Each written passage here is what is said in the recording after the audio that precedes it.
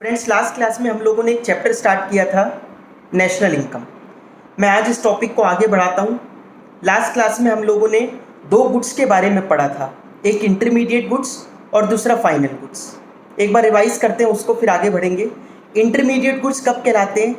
जब या तो रीसेलिंग के लिए खरीदे जा रहे हो या फिर for further production of goods and services, further production में काम आए या रीसेल हो, तब तो वो गुड कहलाएगा इंटरमीडिएट गुड। फाइनल गुड कब कहलाता है? जब कंजम्पशन बाय हाउस होल्ड के लिए खरीदा जा रहा हो या फिर फॉर इन्वेस्टमेंट पर्पस। ये दो गुड्स थे। इसके बीच में पेपरों में बहुत सारे, मतलब किसी के हाफ ईयरली में आता है, बोर्ड में आता है, प्री बोर्ड में आता है, classify the goods among intermediate and final with reasons. हमारे सिलेबस में दो तरीके के गुड्स और मेंशन्ड हैं, तो उसको भी डिस्कस कर लेते हैं, ऑल्दो वो इतने इंपॉर्टेंट नहीं है जितने फाइनल एंड इंटरमीडिएट गुड्स हैं। नेक्स्ट है कंजम्पशन गुड्स। कंजम्पशन गुड्स क्या होते हैं? कंजम्पशन गुड्स का मतलब होता है जो हाउस होल्ड्स खरीद रहे हैं, जो हाउस होल्ड्स लेंगे वो गुड्स कहलाएंगे कंजम्पशन गुड्स। अब कंजम्पशन गुड्स की डेफिनेशन सबसे पहले ये हो गई, एक कंडीशन डाल दी, जब हाउस होल्ड खरीद रहा होगा तब वो कहलाएगा कंजम्पशन गुड्स। फिर उसको क्लासीफाई किया जाता है durable and non durable goods में। Durable and non durable. Durable का मतलब क्या होता है? जो लंबे समय तक चले। जैसे घर में वॉशिंग मशीन खरीदी गई, टेलीविज़न खरीदा गया, तो वो गुड क्या कहलाएगा? ड्यूरेबल। नॉन ड्यूरेबल गुड क्या कहलाएगा? फॉर एग्जांपल वेजिटेबल्स, मिल्क, ये सारी चीज़ें जो खरीदी जा रही हैं वो कहलाएंगी नॉन ड्यूरेबल, मतलब जो पेरिशेबल आइटम होती है वो कहलाती है नॉन ड्यूरेबल गुड्स। समझ में आ गया? तो दो तरीके के और गुड्स दे रखे हैं। एक मैंने आपको बता दिया कंजम्पशन गुड्स। कंजम्पशन गुड के बारे में लिखने को आए पेपर में तो हम क्या कहेंगे? वो गुड्स जो हाउस होल्ड्स परचेज करते हैं for their consumption. Next, consumption goods can be classified into durable and non durable goods. Durable goods are those which can be used for more than 1 year. वैसे 1 year नहीं भी बोलोगे आप तो भी चलेगा, विच can be used for a long period of time. अब उसका एग्जाम्पल क्या हो सकता है? वही वॉशिंग मशीन, टेलीविज़न, ये सब चीज़ें लिख सकते हो। और नॉन ड्यूरेबल गुड्स जो पेरिशेबल गुड्स होते हैं, जो जल्दी कंज्यूम करने पड़ते हैं विद इन 1-2 डेज। आ गया समझ में? नेक्स्ट होते हैं इसमें कैपिटल गुड्स। कैपिटल गुड्स वो होते हैं जो प्रोडक्शन यूनिट परचेज करती है to be used for more than 1 year, जो 1 साल से ज़्यादा चलेंगे, वो गुड्स कहलाते हैं capital goods. For example production units में मशीनें खरीदी जाती हैं, ठीक है। ऑटोमोबाइल इंडस्ट्री है, वो अपनी गाड़ियों को पॉलिश करने के लिए एक मशीन लेके आते हैं, तो वो उनके लिए कौन सा गुड कहलाएगा? Capital good. समझ में आ गया? तो ये दो तरीके के गुड्स और मेंशन्ड है, मैंने आपके साथ डिस्कस कर लिए। बट देखिए, ये कंफ्यूज मत होना कि कैपिटल गुड तो हम लोगों ने फाइनल गुड भी, अब जैसे मशीन परचेज कर रहे हैं तो मशीन तो फाइनल गुड भी होता है क्योंकि इन्वेस्टमेंट पर्पस के लिए बताया था। और अब आप कह रहे हो कि कैपिटल गुड भी ये होता है। बिल्कुल होता है। वहाँ पर हम लोगों ने जो पढ़ा था वो पढ़ा था कि इंटरमीडिएट एंड फाइनल के बीच में क्लासिफिकेशन, ये जो गुड्स हैं ये अलग चलेंगे, कैपिटल गुड्स और कंजम्पशन गुड्स। तो ये अलग क्लासिफिकेशन है और कैपिटल गुड, ये इंटरमीडिएट एंड फाइनल गुड्स वो अलग क्लासिफिकेशन। आ गया समझ में? इसके बाद नेक्स्ट टॉपिक आता है हमारा, ये भी बहुत सिंपल टॉपिक है, स्टॉक्स एंड फ्लोज का। स्टॉक्स एंड फ्लोज के बारे में डिस्कस करते हैं। ये आप लोगों को और अच्छे से इसलिए समझ में आएगा क्योंकि अकाउंट्स में भी हम ऐसी चीज़ों के बारे में डिस्कस करते रहते हैं। स्टॉक का मतलब होता है वो वेरिएबल्स। इसमें क्या किया जाता है? हम वेरिएबल्स को क्लासीफाई करते हैं उनके मेजरमेंट के पॉइंट ऑफ व्यू से।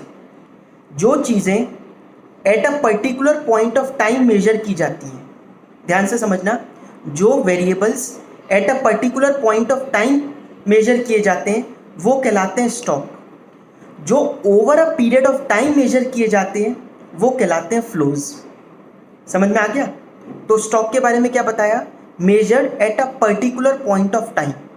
फ्लोज के बारे में विच is measured over a period of time.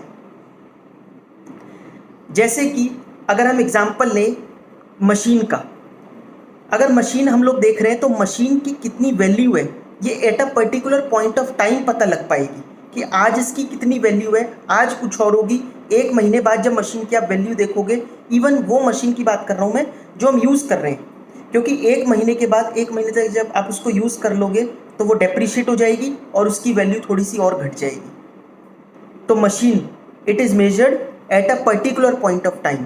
तो ये कौन सा वेरिएबल हुआ? Stock variable. फ्लो वेरिएबल क्या हो सकता है? जैसे इनकम। अब इनकम तो रोज चेंज होती रहेगी, सुबह कुछ होगी, दिन में कुछ होगी। अगर एक शॉप की बात करें हम, तो पूरे दिन उनके सामान बिक रहा है, पूरे दिन इनकम बढ़ रही है, एक्सपेंस ज़्यादा हो गए तो इनकम कम हो गई, तो ये चेंज होता रहता है। तो जो वेरिएबल्स फ्रीक्वेंटली चेंज होते रहें, चेंज तो सब होना ही है कभी ना कभी, लेकिन जो फ्रीक्वेंटली चेंज होता रहे वो कहलाएगा फ्लो वेरिएबल। जो फ्रीक्वेंटली चेंज ना हो, जो eight a particular point of time पर मेजर किया जाए, वो कहलाता है स्टॉक वेरिएबल। देखिए आप लोग, अगर मैं इसको अकाउंट से लिंक करूं, तो हम प्रॉफिट एंड लॉस अकाउंट जब बनाते थे तो वहां पर लिखते थे फॉर द ईयर एंडेड, और जब बैलेंस शीट बनाते थे तो बैलेंस शीट में हम लोग लिखते हैं एज एट, बैलेंस शीट में लिखते हैं एज एट, और पी एंड एल में लिखते हैं फॉर द ईयर। क्या रीज़न है फॉर द ईयर लिखने का? ये रीज़न होता है कि ये यहाँ पर पी एंड एल में जितनी भी इनकम और एक्सपेंसेस आ रहे हैं, ये पूरे साल भर में कमाए गए हैं, पूरे साल की सेल, पूरे साल के एक्सपेंसेस, पूरे साल की परचेजेस वो दिखाई दे रही है, इसलिए फॉर द ईयर। तो पी एंड एल सारे जितने भी वेरिएबल्स होते हैं उसमें वो क्या कहलाएंगे? Flow variable. लेकिन बैलेंस शीट में जितनी भी आइटम्स आती है वो एक तारीख पे कैलकुलेट की जाती है, मशीन की वैल्यू, स्टॉक की वैल्यू, लाइबिलिटीज़ कितनी बच गई, ये एक पर्टिकुलर पॉइंट ऑफ टाइम पे मेजर की जाती हैं। इस वजह से बैलेंस शीट आइटम्स कहलाती हैं ये स्टॉक वेरिएबल है। आ गया समझ में? तो एक बार इसको थ्योरी वाला क्वेश्चन देखिए। इसमें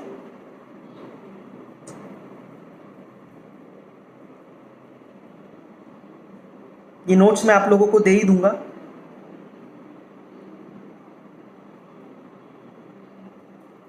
ये है question number 3, differentiate between stocks and flows. Stock के बारे में देखो क्या लिखा है। Stock variable refers to that variable which is measured at a particular point of time. Flow refers to the variable which is measured over a period of time. तो वो over a period of time measure किया जाता है। Next differentiation क्या है इसमें? It is a static concept और it is a dynamic concept. Static concept और डायनेमिक कंसेप्ट का मतलब क्या हुआ? स्टैटिक कंसेप्ट का मतलब हुआ जो ज़्यादा फ्रीक्वेंटली चेंज ना होता हो, और डायनेमिक का मतलब होता है जो चेंज होता रहता हो। आप अगर बीएस पढ़ रहे हो तो बीएस में आता है कि management is a dynamic function. Management dynamic function है जो बदलता रहता है। मैनेजमेंट का एक कोई तरीका नहीं होता कि आपने ऐसे मैनेज किया तो अगली बार जब कुछ और कोई और बंदा यहाँ पर आएगा तो वो भी इसी तरीके से चीज़ को मैनेज करेगा। ये चेंज होता है डायनेमिक, और हर एक्टिविटी को अलग तरीके से मैनेज करना पड़ता है। हर परिस्थिति को देखते हुए मैनेज करने के जो तरीके होते हैं उनको बदलना पड़ता है। इस वजह से management is a dynamic function.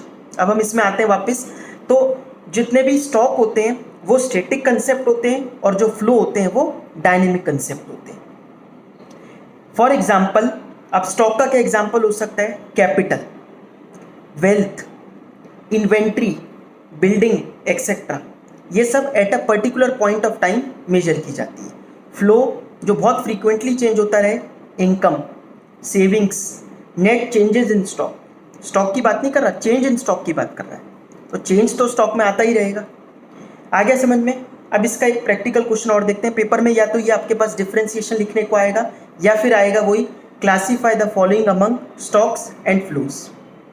ये है categorize the following among stocks and flows.